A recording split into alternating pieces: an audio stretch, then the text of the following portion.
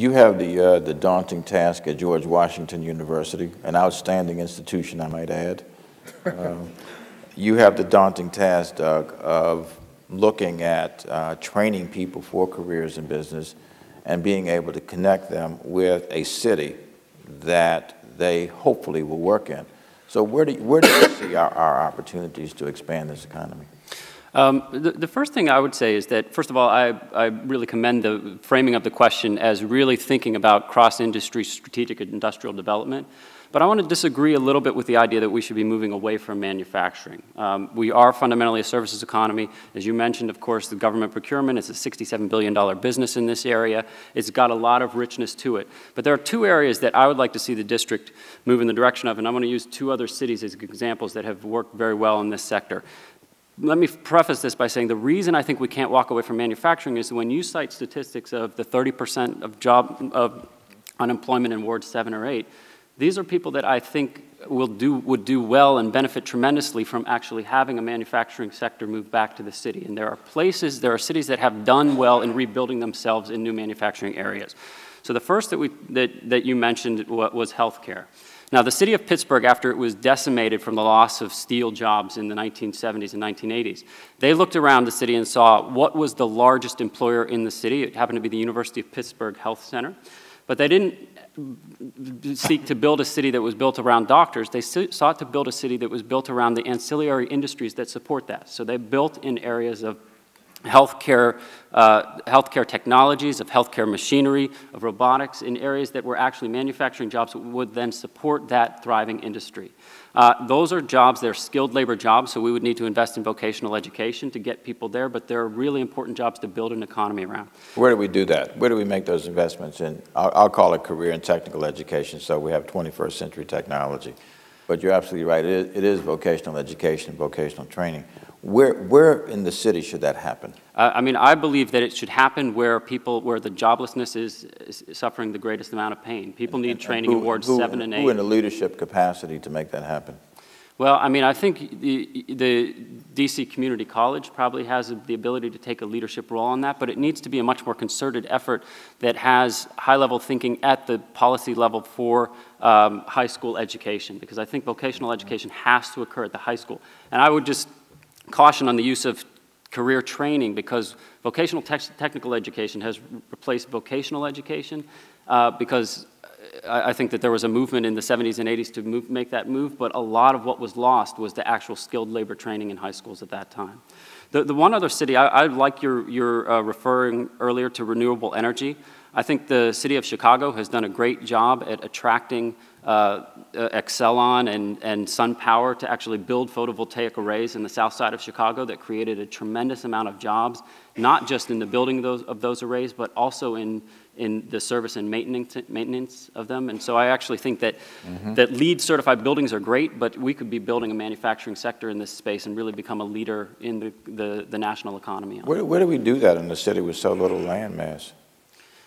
I mean, here again, I would assume that there is enough land base in places in parts of the city where the joblessness is suffering the most, and so I would think east of the river would be a great opportunity to develop some of those areas, and it would bring jobs and services to that economy. How do you get people to think differently about an area of the city that's 25% of our geography, 140,000 people? Doug? So I want to just give one more example of a city that did do this successfully in terms of changing perception. The city of Cleveland in the 1980s suffered similarly to a lot of other cities in the northern manufacturing industrial belt. And in 1982, McKinsey came in with a report that really pushed forward Cleveland Tomorrow. That was the business organization's community, the business community's organization that really drove forward a kind of local economic nationalism of investment in Cleveland, but it wouldn't have worked with Cleveland Tomorrow alone. That same year, the Ford Foundation funded an organization called the Local Initiative Support Corporation that then funded 50 community development corporations around the city that then became this very lively intersection of public-private partnerships in which you had the banks with the local development tax credit. You had corporations investing, and you had community development corporations actually taking ownership of that process. And when the entire community actually got excited about and really enlivened around the redevelopment of resources in that area, I think you had a very, very exciting time for economic development. What was the key dynamic that changed the course?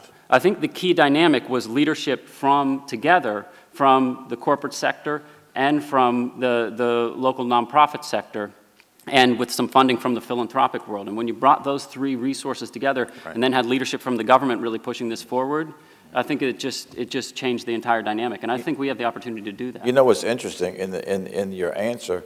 I didn't hear government anywhere, and maybe there's some truth to that.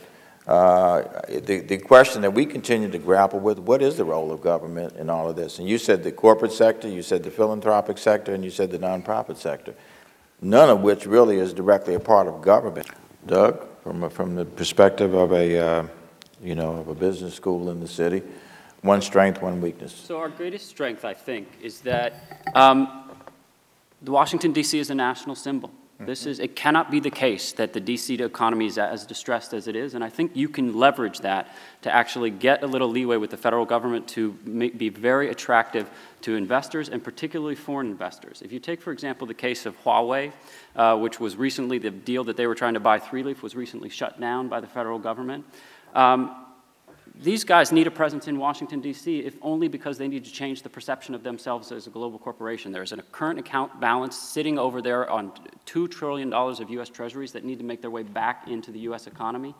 And you have an opportunity, I think, to, just because we are D.C. and because companies need to have a presence here from around the world, and because it has to be such a national symbol, I think that there's an opportunity to make very bold arguments that people and mayors of other cities can't necessarily make. The obstacle, I would, to get a little abstract here, and I apologize, but I think that there is just the collective action problem of capitalism.